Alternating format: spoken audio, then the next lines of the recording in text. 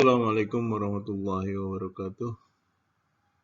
Alhamdulillah kita ketemu lagi dalam mata kuliah pengantar ekonomika pada prodi ekonomi Islam kelas 1A dan kelas 1B Fakultas Ekonomi dan Bisnis Universitas Muhammadiyah Profesor Dr. Hamka.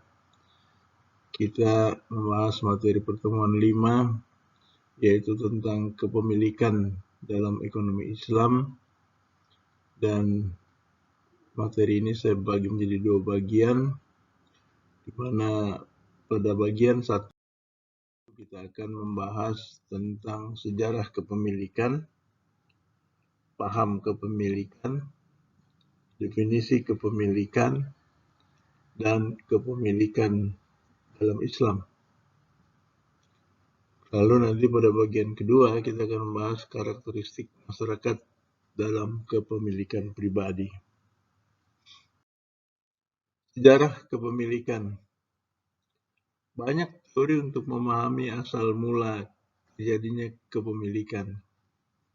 Manusia tidak terlepas dari kepemilikan, sebab dengan hak memiliki, manusia dapat menyambung kehidupan. Perlu dicatat bahwa praktek kehidupan manusia di awal fase sejarah bersifat kolektif dalam mencari kehidupan.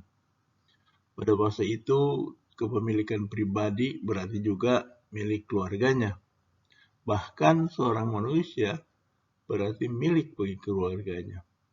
Mereka menjaganya dan melindunginya dari ancaman pihak lain. Falsafah Yunani menegaskan tentang kebutuhan manusia akan rasa memiliki. Kepemilikan harus ada, baik individu maupun kolektif. Aristoteles berpendapat, pribadi yang memiliki adalah faktor utama untuk terwujudnya masyarakat ideal. Dengan memiliki, manusia bergairah untuk berkreasi. Paham kepemilikan. Memiliki adalah kata dengan makna menguasai. Memiliki suatu benda misalnya berarti mempunyai hak mengatur dan memanfaatkan selama tidak terdapat larangan syarak. Dengan kepemilikan, pihak yang tidak memiliki tidak berhak menggunakan tanpa izin dari pemilik resmi. Keterkaitan antara manusia dengan hartanya berbeda dengan keterkaitan manusia dengan kepemilikan. Kepemilikan bukanlah hal yang bersifat materi. Dalam Islam, kepemilikan membutuhkan legalisasi dari syarak. Menurut syarak, kepemilikan adalah sebentuk ikatan antara individu terkait dengan harta yang pada tahapan proses kepemilikan syarak mensyaratkan berbagai hal yang disebut dengan asba'al milki, asal-usul kepemilikan. Selanjutnya, pasca kepemilikan, syarak mengharuskan beberapa aturan dalam pengoperasian harta dan dalam pengembangannya. Semua dimaksudkan agar segalanya sesuai tuntutan syarak. Allah memberi kekuasaan manusia untuk memiliki apa saja yang ada di bumi. Tapi dengan catatan, manusia harus selalu sadar yang statusnya hanya diberi. Sebab itu harus tunduk kepada yang memberi ketundukan. Ini harus terwujud mulai saat manusia melakukan proses kepemilikan hingga dalam menggunakan hak miliknya. Semuanya harus sesuai syariah yang berkedudukan sebagai ekspresi kehendak Allah. Islam menolak paham bahwa kepemilikan adalah tugas kolektif. Islam juga berbeda dengan kapitalis yang menganggap kepemilikan individu sangat absolut. Islam juga menentang paham bahwa kepemilikan adalah hak bersama. Islam sangat mengakui dan tidak menentang bahwa kepentingan umum haruslah dipertimbangkan dan didahulukan dari kepentingan kelompok kecil, apalagi segelintir orang. Sebab mempertimbangkan kemaslahatan umum adalah suatu hal yang harus diterima dalam rumusan kepemilikan. Definisi kepemilikan.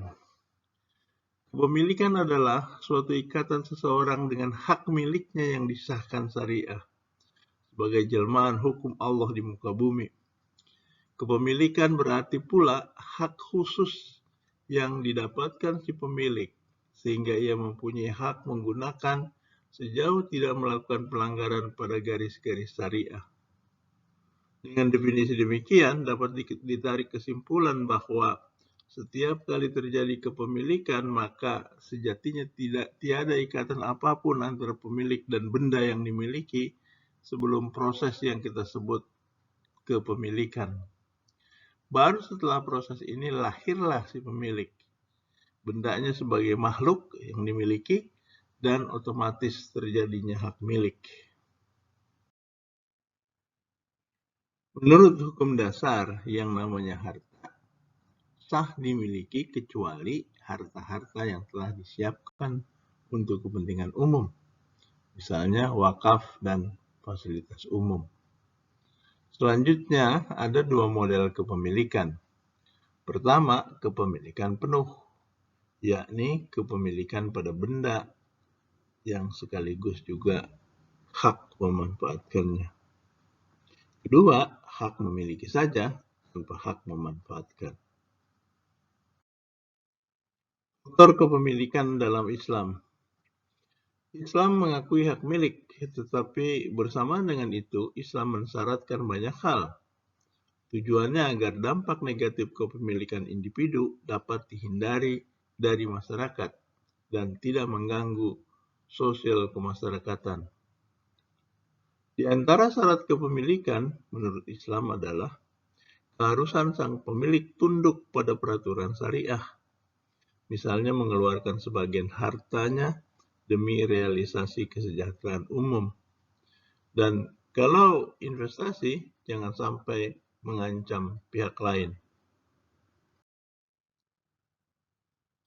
Faktor kepemilikan dalam Islam menurut pandangan fikih Islam. 1. Menjaga hak umum. Menjaga hak umum adalah di antara faktor yang melahirkan kepemilikan. Syaratnya hak umum ini tidak ada yang memiliki dan si penjaga tidak mempunyai cacat hukum dalam pandangan fikih. Hak milik umum misalnya air sungai, rerumputan di padang bebas, proses kepemilikan misalnya siapa saja yang mengantongi satu petak rumput misalnya, maka ia lebih berhak akan sepetak rumput itu. Transaksi pemindahan hak. Kesepakatan yang dimaksud adalah kesepakatan antar pelaku yang sah untuk memindahkan hak kepemilikan, baik proses dengan imbalan atau tanpa imbalan, misalnya jual beli dan pemberian. Transaksi adalah proses pemindahan hak milik yang paling sering terjadi. Dalam transaksi yang sah, disyaratkan terjadi ekspresi kerelaan yang dilakukan oleh pihak yang sah. Sebab itu, transaksi paksaan atau dari pihak yang tidak sah, maka tidak sah pula transaksi tersebut, karena tidak memindahkan hak milik. Pihak yang tidak sah melakukan transaksi, misalnya anak kecil, tanpa seizin walinya. Penggantian. Penggantian yang dimaksud di sini adalah penggantian posisi dari satu pihak ke pihak lain, di mana dalam prosesnya tanpa perlu ada persetujuan, baik dari pihak pertama maupun pihak kedua. Misalnya harta warisan otomatis berpindah ke pewaris tanpa terlebih dahulu bersyarat terjadi persetujuan.